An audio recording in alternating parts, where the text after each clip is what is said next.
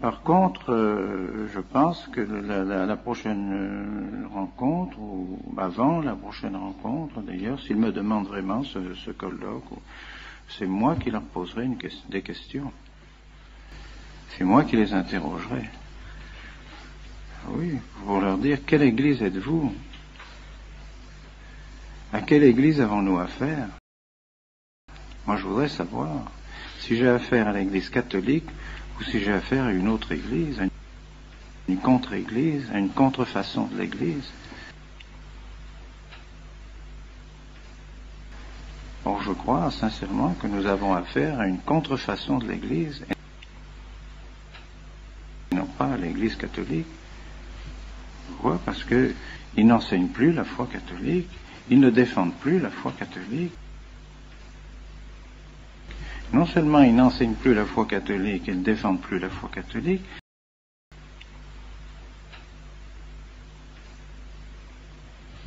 mais ils enseignent autre chose. Ils entraînent l'Église dans autre chose que l'Église catholique. Ce n'est plus l'Église catholique. Ils sont assis sur le siège de leurs prédécesseurs, tous ces cardinaux qui sont dans les congrégations et tous ces secrétaires qui sont dans les congrégations, ils sont là où à la secrétaire d'État, ils sont bien assis là où étaient leurs prédécesseurs, mais ils ne continuent pas leurs prédécesseurs. Ils n'ont plus la même foi, ni la même doctrine, ni la même la même morale même que leurs prédécesseurs. Alors c'est pas possible. Et principalement, leur grande erreur, c'est l'œcuménisme. Et l'œcuménisme, ils enseignent un œcuménisme qui est contraire à la foi catholique.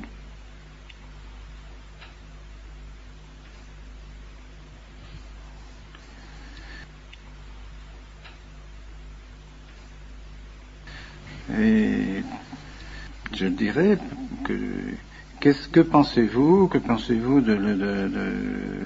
des anathèmes du Concile de Trente? Que pensez-vous des anathèmes du Concile de l'encyclique Auctorem Fidei sur le Concile de Pistoie? Que pensez-vous du syllabus? Que pensez-vous de l'encyclique sur Immortale Dei du pape Léon XIII? Que pensez-vous de la lettre sur le sillon par le pape Saint-Pidis, de l'encyclique Quas Primas du pape Pie XI, de Mortalium Animos du pape Pie XI, justement contre l'œcuménisme, contre ce faux œcuménisme, et ainsi de suite. Enfin, pensez-vous de tout ça? Qu'ils me répondent s'ils sont toujours d'accord avec tous ces documents des papes, avec ces documents officiels qui définissent notre foi. Ce ne sont pas des documents quelconques, ce ne sont pas des allocations privées, des allocutions privées ou des conversations privées des papes. Ce sont des documents officiels et qui engagent l'autorité du pape. Alors moi je pense qu'on peut et on doit même croire que l'Église est occupée, Elle est occupée par cette contre-Église que nous connaissons bien et que les papes connaissent parfaitement et que les papes ont condamné tout au long des siècles, depuis maintenant bientôt 4 siècles. L'Église ne cesse de condamner cette contre-Église qui est née avec le protestantisme surtout, qui s'est développée avec le protestantisme, et qui est à l'origine de toutes les erreurs modernes, qui a détruit toute la philosophie et qui nous a entraînés dans toutes ces erreurs que nous connaissons, que les papes ont condamnées: libéralisme, socialisme, communisme, modernisme, sionisme, que sais-je, nous en mourrons. Les papes ont tout fait pour condamner cela, et voilà que maintenant ceux qui sont sur les sièges de ceux qui ont condamné ces choses-là, eh bien, sont maintenant d'accord. pratiquement, avec ce libéralisme et avec cet œcuménisme. Alors, on ne peut pas accepter ça. Et plus les choses s'éclairent, et plus nous apercevons que ce programme qui a été élaboré dans les loges maçonniques, tout ce programme a été élaboré, toutes ces erreurs ont été élaborées dans les loges maçonniques, eh bien, on s'aperçoit tout doucement, et avec des précisions de plus en plus grandes, qu'il y a tout simplement une loge maçonnique au Vatican. Et que maintenant, quand on se trouve devant un secrétaire de congrégation ou un cardinal qui se trouve assis dans le siège, à la place, dans le bureau, où se trouvaient de saints cardinaux, et des cardinaux qui avaient la foi, qui défendaient la foi de l'Église, et qui étaient des hommes d'Église, ben on se trouve devant un franc-maçon. Alors, est-ce que c'est la même chose? Alors c'est bien, ils brandissent la même obéissance. Oui, autrefois, on nous disait d'obéir à la foi, on nous faisait faire le serment antimoderniste, on nous faisait faire les professions de foi, et tout ça. Maintenant, ces gens-là, qu'est-ce qu'ils font? Quelle foi ils nous demandent de professer? C'est plus la même. Alors on brandit toujours obéissance, obéissance, obéissance. Ah oui, mais quand même, obéissance à l'Église, oui. Obéissance à ce que l'Église a toujours commandé, oui. Obéissance à la foi de l'Église, oui. Mais obéissance à la franc-maçonnerie, non. Ben non. Ben, c'est ça, c'est actuellement. C'est sûr. Et dernièrement, donc, on m'a apporté des documents qui semblent tout à fait véridiques. Des documents qui montrent des correspondances entre Bugnini et le grand maître de la maçonnerie sur toute la réforme liturgique. Avec elle, le grand maître de la maçonnerie demande à Bugnini d'appliquer la réforme du fameux Rocca, les prêtres apostats, Rocca, qui, lui, avait prédit déjà tout ce qui devait se faire et avait déjà prévu tout ce qui devait se faire lorsque le Vatican serait occupé par la maçonnerie. Voilà ce qu'il faut faire. Et alors maintenant, le grand maître de la maçonnerie demande à Bugnini d'appliquer cela. Et le grand principe dit il faut arriver à la naturalisazione, comme il dit, naturalisazione dell'incarnazione. Donc désurnaturaliser l'incarnation. Donc on arrive au naturalisme. Il faut naturalisme. Et que cela, il faut appliquer les principes de la langue vernaculaire, de la démultiplicité des rites, de la multiplicité de la liturgie, pour rendre la liturgie complètement confuse et mettre la confusion partout. Et les oppositions entre les différents rites. Alors Bugnini répond qu'il est tout à fait d'accord.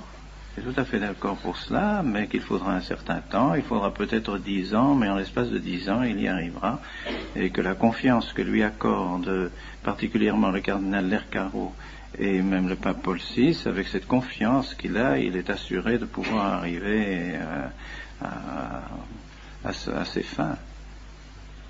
Et il nomme tous ceux avec lesquels il travaillera dans la curie romaine, tous ceux qui, eux aussi, ont des attaches à la maçonnerie, alors qu'il pourra travailler avec eux, mais il faudra en placer certains, il faudra les mettre dans certaines congrégations, afin de pouvoir mener le travail à bien. Il faut que toutes les congrégations soient plus ou moins infiltrées, noyautées par des membres de la maçonnerie.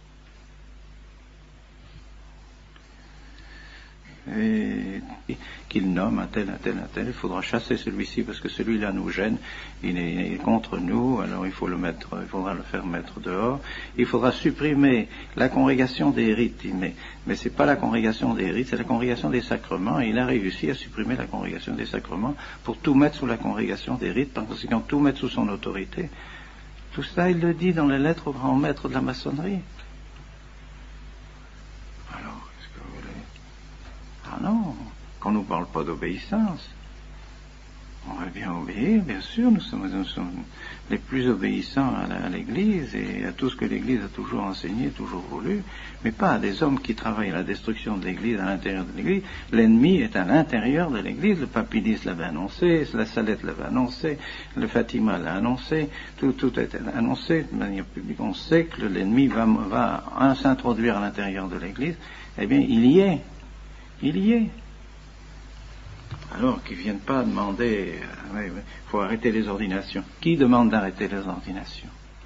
Qui demande de ne plus faire de bons prêtres? Qui? C'est le Saint-Esprit ou c'est le diable? C'est clair, quoi. C'est clair. Est-ce que un pouvoir normal dans l'Église peut demander à un évêque de ne plus faire de bons prêtres? Est-ce qu'un pouvoir normal dans l'Église peut demander une chose pareille? Peut demander de supprimer les séminaires, des séminaires qu'ils savent, ils le savent, ils l'ont dit, c'était des bons séminaires. Ils savent que la doctrine qu'on vous enseigne est la vraie doctrine. Ils le savent, ils l'ont écrit, ils savent parfaitement. Ils l'ont écrit dans le rapport des visiteurs. Les visiteurs l'ont dit, ont fait un excellent rapport en faveur du séminaire. C'est ce que le cardinal Garonne m'a dit à moi-même quand il m'a demandé de venir à Rome. Il a dit, oui, le rapport est bon, nous savons que le séminaire est bon, etc. Alors, pourquoi fermer le séminaire? Tout simplement parce que nous ne voulons pas suivre ces orientations maçonniques de l'œcuménisme et toutes ces orientations nouvelles qui ont été forgées dans les loges maçonniques. Alors, on veut fermer le séminaire. Mais non, c'est pas possible. Ça vient pas du Saint-Esprit, ça vient pas de l'Église. C'est pas l'Église qui nous demande de fermer le séminaire. C'est pas l'Église. C'est pas le pape en tant que pape, ce ne sont pas ceux qui sont en tant qu'ils sont vraiment les successeurs de ceux qui étaient avant eux, non. C'est une loge maçonnique qui est arrivée à pénétrer à l'intérieur du Vatican, qui mène tout, et qui évidemment ne peut pas nous sentir, c'est clair, c'est évident, que nous faisons obstacle à leur plan de destruction du sacerdoce, de destruction de la messe, de destruction de la liturgie, c'est évident, c'est évident. Alors, est-ce que nous devons obéir?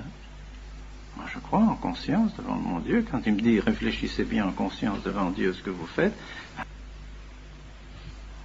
Oui, j'ai tout réfléchi devant mon Dieu.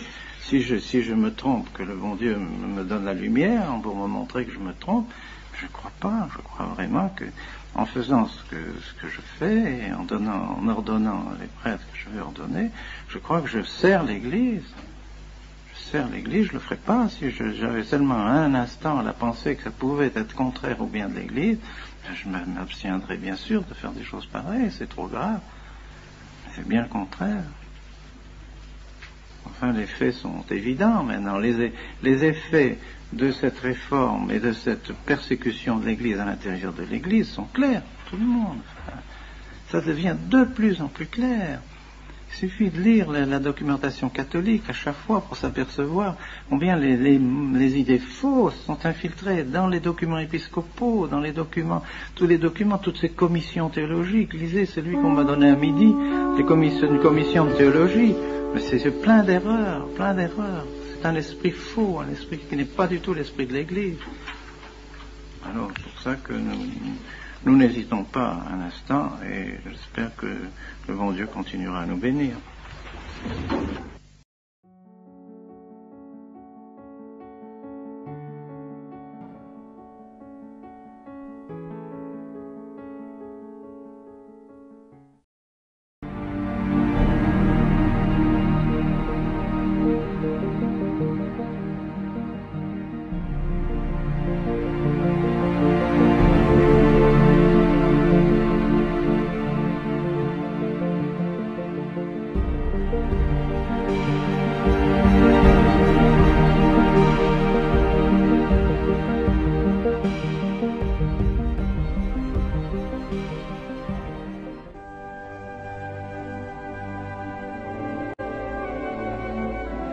Novi et aeterni testamenti.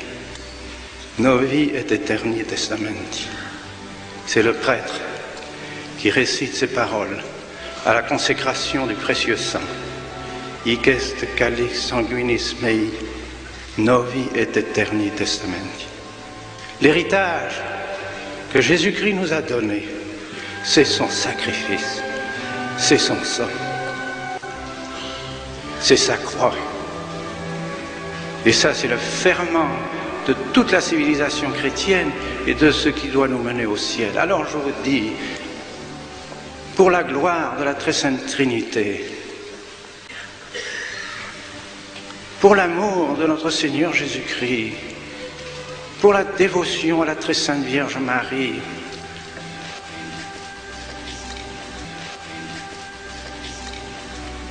pour l'amour de l'Église, pour l'amour du pape, pour l'amour des évêques, des prêtres, de tous les fidèles, pour le salut du monde, pour le salut des âmes. Gardez ce testament de notre Seigneur Jésus-Christ. Gardez le sacrifice de notre Seigneur Jésus-Christ. Gardez la messe de toujours. Et dans quelques instants, je vais prononcer ces paroles sur le calice de mon ordination. Et comment voulez-vous que je prononce sur le calice de mon ordination d'autres paroles que celles que j'ai prononcées il y a 50 ans sur ce calice? C'est impossible. Je ne puis pas changer ces paroles.